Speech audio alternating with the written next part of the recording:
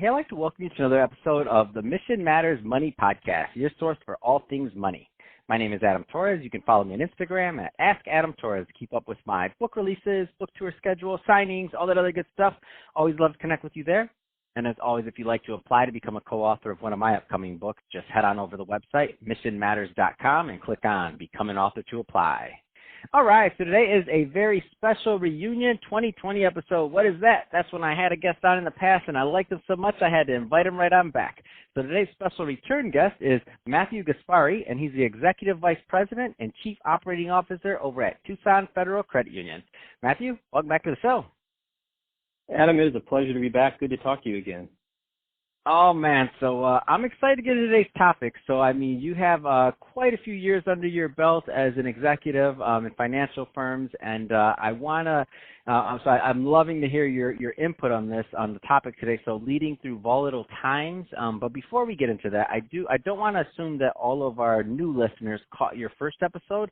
So provide us some background and context, if you will, on Tucson Federal Credit Union and what you're up to there.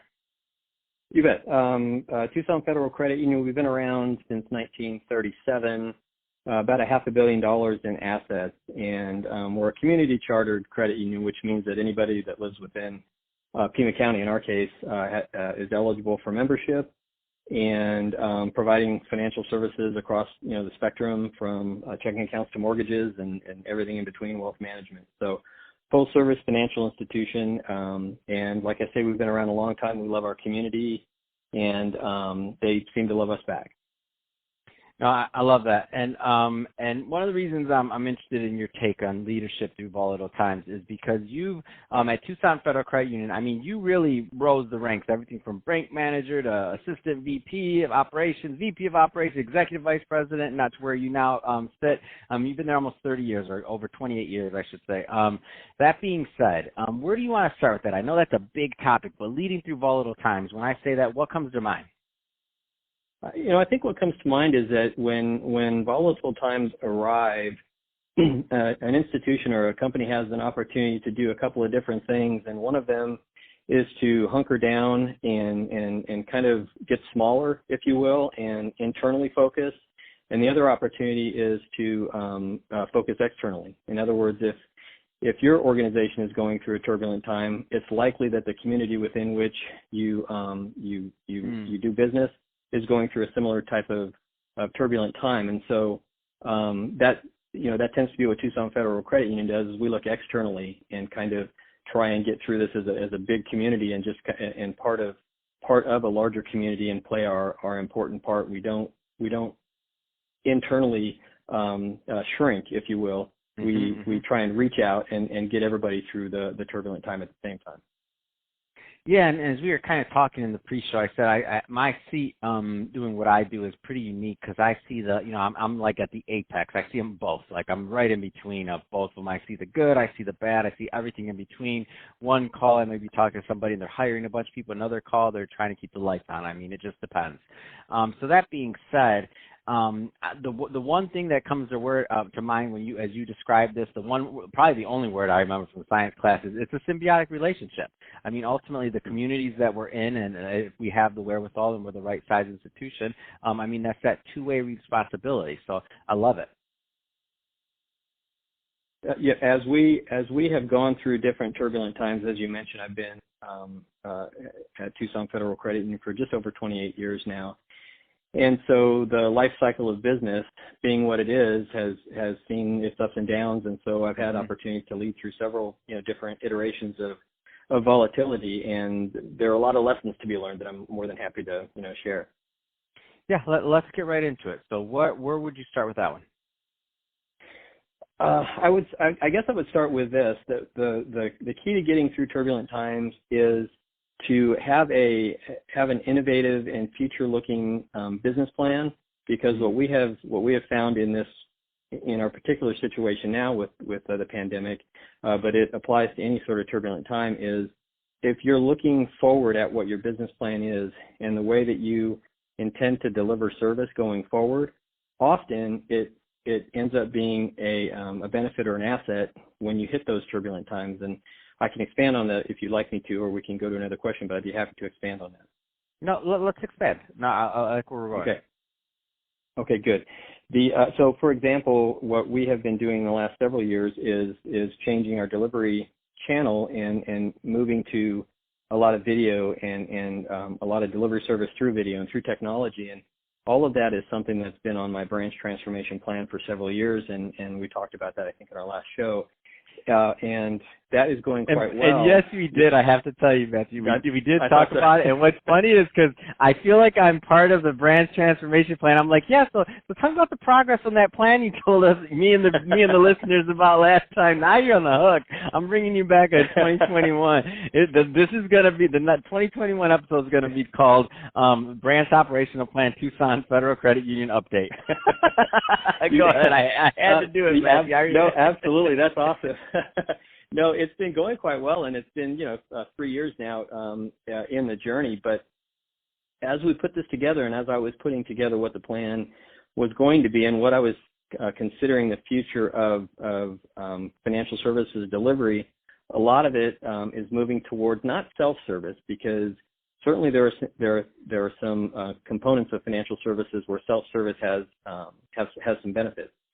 But what I strongly believe is that it's a hybrid approach of self-serve and technology, so that you get the benefit of both of those things instead of pigeonholing or forcing your membership or your customer base into one type of channel. So where technology in my mind is going, and where we use it going forward, is that we are it's an add-on type of a thing. In other words, we're not going to take one thing away from our customer and give them something else. Really what we want is everything. We want to be able to do business with whichever company it is in whatever way we want to, at whatever point in time we want to, and it all needs to work. It needs to work seamlessly, and it needs to be very interwoven and consistent and reliable. So in going through the transformation plan, what we have begun to do is shift some of the services to video and centralizing our operations. And so we get the best of both worlds in that case, where the service delivery is you receiving it either over your phone or on your laptop or on your desktop or on your tablet, but you're actually interacting with one of our agents, and so it still is a very engaged transaction. And so, the reason I bring that up is, as we move through turbulent times, the scenario that we're running through currently, but it applies to all times, is if you need to reset your delivery immediately because something has happened in the community, then in this case, because we've centralized our operations and because we're using technology, we've been able to react very quickly to the circumstance that we're in currently. And we've within 8 hours, for example, in this particular case, within 8 hours, we switched our entire delivery system so that we could continue to deliver excellent service to our membership, but also taking into account any sort of health concerns or any of those types of things, so that everybody remains safe while we were delivering service.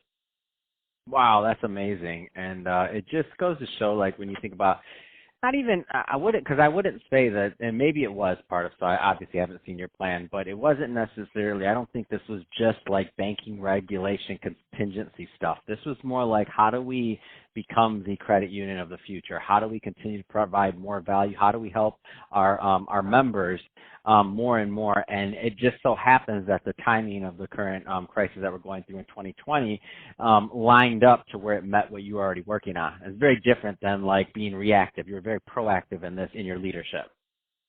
Right, and having made those decisions early on and created the delivery channel already, to your point, enabled us to pivot very quickly when we needed to. And so for our customer base, for our member base, while there are some changes to the delivery channel to some extent where we had to close lobbies, the ability to continue to deliver service face-to-face, even though it's through video, creates an engagement level that would be different than if at that time we said, you know what, go use the machine, that's all we've got for you. We can still do things face-to-face just through video. They're safe, we're safe, and they don't lose any ability to access their account, close a loan, open an account, anything that they need to do. Man, that must have been pretty exciting for some of them. Not because of why they had to do it, but just being kind of surprised that they're like, oh wow, they're like, wait, your credit union doesn't do that, really? Oh well, sorry for you. Right, I see it. Right, and you know and the thing about it was again it worked really well in this scenario, but it wasn't planned. To your point from earlier, it wasn't agreed, planned for like that. scenario, but right, and I think what that tells me though is if you have a vision and you have a plan that's going to work as you move forward, and it brings some technology into play, then it does give you these additional opportunities or these additional levers to pull, so that if something does happen, you're not a one-trick pony, right? You've got multiple ways to deliver service, and so you're not quite as impacted by something that would surprise you because you say, okay, well, I'll shut that down, but I've got this or I've got this, and we can continue to operate really uninterrupted, believe it or not. And through this particular scenario, it has been uninterrupted, and our production is significantly high, and the feedback from our members is one of gratitude because we're still open and we're still delivering, engaged service. And so while sometimes you would get some feedback from customers that are like, why can't you do things the way that we want you to through this volatile time? We're actually getting gratitude from our membership that says, thank you for being open and thank you for still having an engaged way to do business. And so this is, we would never want to go through something like this, but it's been very heartening to have this feedback from our members that they're appreciative of that. And all of that has been the result of, some good planning and some good vision. Man, that's awesome. I love it. It's a great story, and it's a great example of leadership through volatility or turbulent times. So awesome stuff there. I could talk to you about this all day long. I know we scratched the surface, but we're about out of time for today. That being said, Matthew, if somebody's listening to this and they want more information on Tucson Federal Credit Union, what's the best way for them to connect and to learn more? The best way to connect would be to go to our website, which is www.tucsonfcu.com. That's TUCSONFCU.com, and learn all about us. Our Facebook page, which is Tucson FCU /Facebook, and always feel free to reach out to me directly. What I always like to say to anybody that is listening is, please reach me directly, which is through 1-800 number 303-8328, and you just ask for Matthew Gaspari. I love to share these things. In part, I love to share them because people have shared these things with me, and it's been part of my journey that people have brought me into their to what they've learned, and what that taught me, in addition to what I learned from them, is that we have a responsibility then to reach out and give that back out to other people. And so I really enjoy the opportunity to share these experiences. That's awesome.